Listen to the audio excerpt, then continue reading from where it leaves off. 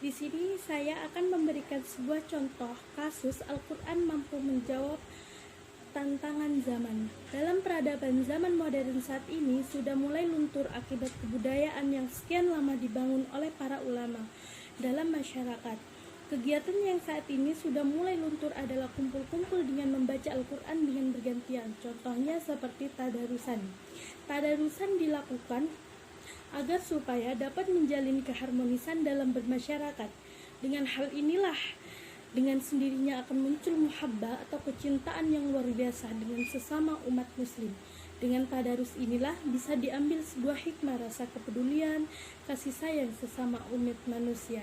Maka dengan demikian mari kita sebagai kaum milenial muda harus menggiatkan kegiatan tadarus agar supaya para kaum milenial bisa melawan tantangan zaman elektronik ini dengan sesekali melakukan kegiatan yang menggunakan tatap muka secara langsung dan tidak menggunakan media apapun.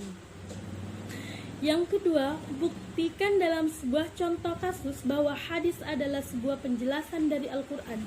Di dalam Al-Quran tidak semuanya bisa dipahami oleh umat Islam, karena di dalam Al-Quran memiliki bahasa yang sama, yang umat Islam tidak paham akan maksud dari ayat tersebut.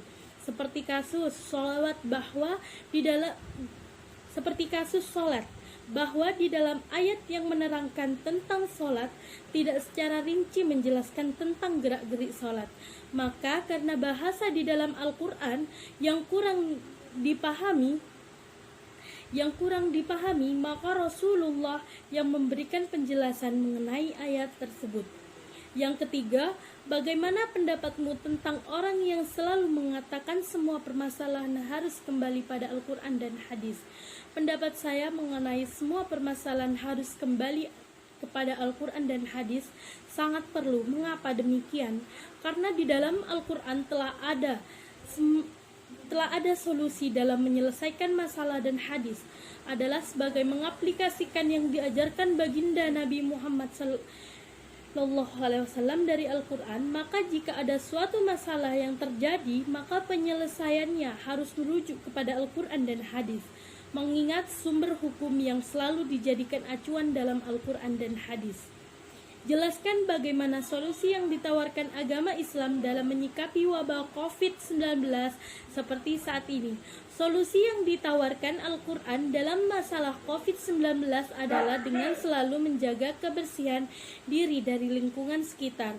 Mengapa demikian? Virus yang menempel di bagian tubuh kita akan hilang sembari mengikuti aliran wudhu. Selain dari hal itu, hendaknya mengikuti ulil amri dari segala dimensi makna. Yang kelima, jelaskan urgensi mempelajari Al-Quran dari hadis dengan bidang atau jurusan yang Anda jalani sekarang.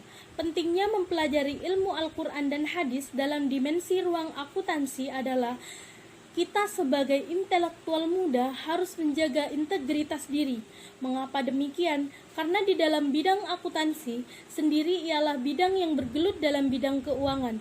Sedangkan uang sendiri di beberapa pepatah kuno menyebutkan bahwa jika seorang bergelut dengan uang, maka dia dekat dengan fitnah.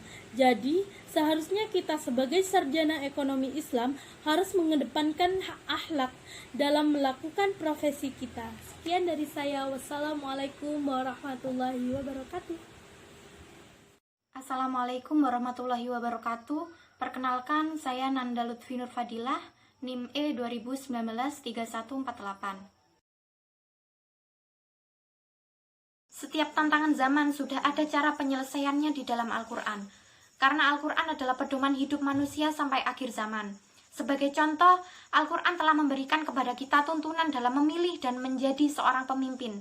Dalam kaitan perkembangan zaman dan konteks perubahan di era digital sekarang ini, maka tantangan kita terhadap Al-Quran adalah bagaimana pesan-pesan Al-Quran itu bisa kita wujudkan. Contoh kasus bahwa hadis adalah sebagai penjelas dari Al-Quran, salah satu contohnya adalah sholat. Banyak ayat Al-Quran yang mengungkapkan perintah sholat. Namun, bagaimana sholat itu dilakukan, hal itu tidak dijelaskan secara rinci. Dari sini, Nabi Muhammad SAW menjelaskan bagaimana sholat harus dikerjakan. Sholatlah kalian sebagaimana kalian melihat aku sholat. Hadis riwayat Bukhari. Pendapat saya tentang orang yang selalu mengatakan semua permasalahan harus kembali pada Al-Quran dan hadis saja itu memang harus. Karena seorang muslim harus merujuk pada kitab pedomannya, yaitu Al-Quran dan apa yang dicontohkan Nabi Muhammad SAW melalui riwayat-riwayat hadis. Namun di sisi lain, ada yang perlu diluruskan dari ajakan ini, agar tidak terjadi kesalahpahaman dan ketimpangan mentah-mentah langsung kembali pada Al-Quran dan hadis. Melihat fenomena ini, dosen Fakultas Usuluddin UIN Syarif Hidayatullah Jakarta, Dr. Abdul Muksid Ghazali, mengatakan pada dasarnya ini adalah anjuran yang baik. Namun perlu diingat, tidak semua orang memiliki kemampuan kembali pada Al-Quran dan hadis, terutama bagi orang awam yang sedang semangat-semangatnya belajar agama. Maka bagi orang awam, penting untuk mendengar firman Allah berikut ini. Fas'alu ahlat zikri in kuntum la ta'lamun. Bertanyalah kalian kepada orang-orang yang ahli, yaitu para ulama, jika kalian tidak cukup mengerti.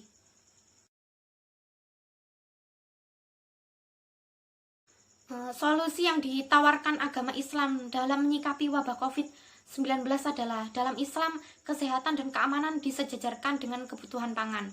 Dan maka beginilah cara Islam mengatasi pandemi, dapat dijelaskan dalam beberapa poin sebagai berikut. Yang pertama, edukasi preventif dan promotif. Kedua, sarana dan prasarana kesehatan. Ketiga, membangun sanitasi yang baik. Yang keempat, membangun ide karantina. Dan yang kelima atau terakhir, Islam menginspirasi negara menciptakan vaksin. Pentingnya mempelajari Al-Quran hadis dengan jurusan yang saya tempuh sekarang, yaitu akuntansi syariah, bagi kehidupan muamalah umat Islam secara umum, bahwa ilmu akuntansi syariah berbeda dengan ilmu akuntansi konvensional. Sistem ekonomi syariah menggunakan cara aplikasi menurut Al-Quran dan hadis. Sistem keuangan syariah sangat jelas pelarangannya terhadap riba, karena riba adalah pengambilan tambahan dalam transaksi pinjam-meminjam. Bahkan tambahan dalam transaksi jual-beli yang dilakukan secara batil dapat dikatakan riba. Hal ini sangat bertentangan dengan prinsip ekonomi syariah yang menerapkan prinsip pertanggungjawaban, prinsip keadilan, dan prinsip kebenaran, yang sangat berkaitan dengan prinsip akuntansi syariah. Jadi sangat diperlukan ilmu akuntansi syariah kehidupan bermuamalah. Sekian dari saya. Wassalamualaikum warahmatullahi wabarakatuh. Al-Quran hadis dengan jurusan yang saya tempuh sekarang, yaitu akuntansi syariah, bagi kehidupan muamalah umat Islam secara umum, bahwa ilmu akuntansi syariah berbeda dengan ilmu akuntansi konvensional. Sistem ekonomi syariah menggunakan cara aplikasi menurut Al-Quran dan hadis. Sistem keuangan syariah sangat jelas pelarangannya terhadap riba, karena riba adalah pengambilan tambahan dalam transaksi pinjam-meminjam. Bahkan tambahan dalam transaksi jual-beli yang dilakukan secara batil dapat dikatakan riba. Hal ini sangat bertentangan dengan prinsip ekonomi syariah yang menerapkan prinsip pertanggungjawaban, prinsip keadilan, dan prinsip kebenaran, yang sangat berkaitan dengan prinsip akuntansi syariah. Jadi sangat diperlukan ilmu akuntansi syariah kehidupan bermuamalah. Sekian dari saya. Wassalamualaikum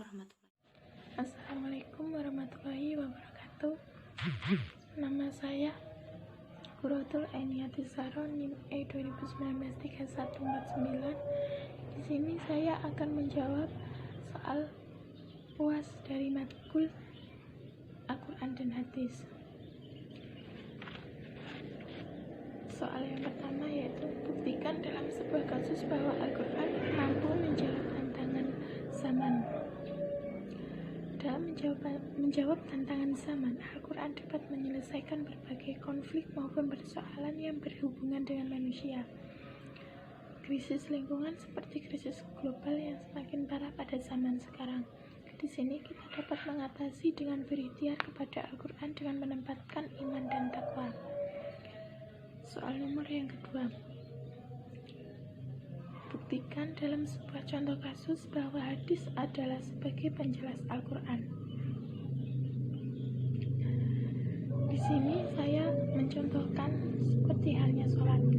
Banyak ayat Al-Quran yang mengungkapkan perintah sholat, namun bagaimana sholat itu dilakukan, hal itu tidak dijelaskan secara terperinci. Dari sini Nabi Muhammad SAW menjelaskan bagaimana sholat harus dikerjakan, seperti yang sudah diriwayatkan dalam hadis riwayat Bukhari, yaitu sholatlah kalian sebagaimana kalian melihat aku sholat. Soal nomor yang ketiga, bagaimana pendapatmu tentang orang yang selalu mengatakan semua permasalahan harus kembali pada Al-Quran dan Hadis? Sebagai seorang muslim, memang harus merujuk pada kitab pedomannya, yaitu Al-Quran dan apa yang sudah dicontohkan oleh Nabi Muhammad SAW melalui riwayat-riwayat hadisnya. Selanjutnya, soal nomor 4. Jelaskan bagaimana solusi yang ditawarkan agama Islam dalam menyikapi wabah COVID-19 seperti saat ini. Sebagai seorang muslim, kita harus senantiasa meminta perlindungan kepada Allah dengan adanya wabah seperti ini, dengan cara berikhtiar dan melakukan pencegahan. Cara yang lain adalah bertawakal kepada Allah dan juga yakin kepada Allah akan kesembuhan. Selanjutnya, soal nomor 5. Jelaskan urgensi pentingnya mempelajari Al-Quran dan Hadis dengan bidang atau jurusan yang sedang Anda jalani sekarang. Di sini saya dalam menempuh prodi akuntansi syariah, pentingnya mempelajari Al-Quran dan Hadis menurut saya kita dapat menjalankan ekonomi, menjalankan bisnis yang baik, yang diridhoi oleh Allah, dan juga menghasilkan kemaslahatan untuk semuanya, bukan hanya untuk produsen atau konsumen, tapi kita dapat memberikan kemaslahatan bagi semua umat. Karena Al-Quran dan Hadis sudah menjelaskan bagaimana hukum-hukum yang baik yang digunakan untuk bisnis dan juga roda ekonomi seperti itu. Sekian dari saya. Wassalamualaikum warahmatullahi wabarakatuh. Assalamualaikum warahmatullahi wabarakatuh. Saya Siti Nurjana, NIM E 20193150. Yang pertama, buktikan dalam sebuah contoh kasus bahwa Al-Quran mampu menjawab tantangan zaman. Al-Quran adalah suatu pedoman hidup yang benar-benar dapat memberi petunjuk, angka, dan memandu seluruh umat manusia menuju ke arah keselamatan hidup di dunia dan di akhirat. Lainnya, berfungsi sebagai rahmat dan syifa, penawar hati yang gundah, penawar jiwa yang resah dan gelisah. Bagi orang yang mengamalkannya, maka akan diberikan pahala yang sangat besar. Sebaliknya, sekiranya manusia itu sendiri telah mengabaikan dan meninggalkan ajarannya, serta tidak patuh dan taat kepadanya, pasti mereka akan mengalami kerugian yang membawa kekecewaan di sepanjang kehidupannya. Kedua, buktikan dalam sebuah contoh kasus bahwa hadis adalah sebagai penjelas dari Al-Quran.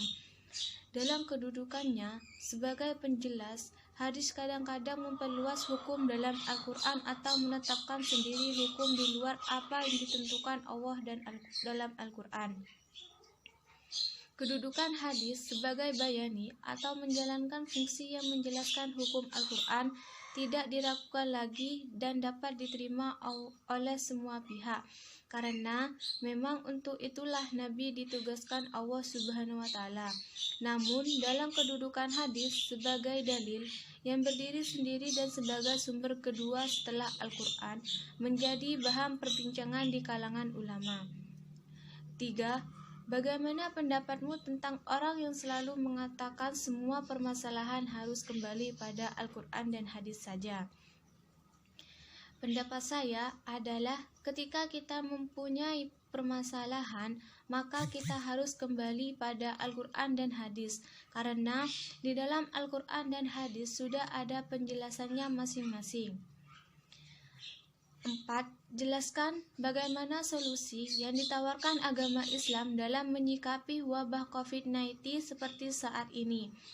Solusi yang ditawarkan agama Islam adalah menegaskan bahwa kesehatan harus dijaga dengan baik, senantiasa meminta perlindungan kepada Allah Subhanahu wa Ta'ala, berikhtiar dengan melakukan pencegahan, bertawakal kepada Allah, yakin kepada Allah akan kesembuhan. 5. Jelaskan urgensi pentingnya mempelajari Al-Quran dan hadis dengan bidang atau jurusan yang sedang Anda jalani sekarang. Yang pertama, mengetahui mana yang baik dan yang tidak seperti yang dicantumkan dalam Al-Quran dan hadis. 2. Bisa mencontoh keteladanan Nabi seperti harus makan dengan tangan kanan, harus menutup aurat, menjaga pandangan, dan lain-lain. 3. Bisa menyejukkan hati jika membaca Al-Quran. 4. Kita bisa mendapatkan ilmu baik agama maupun ilmu apapun.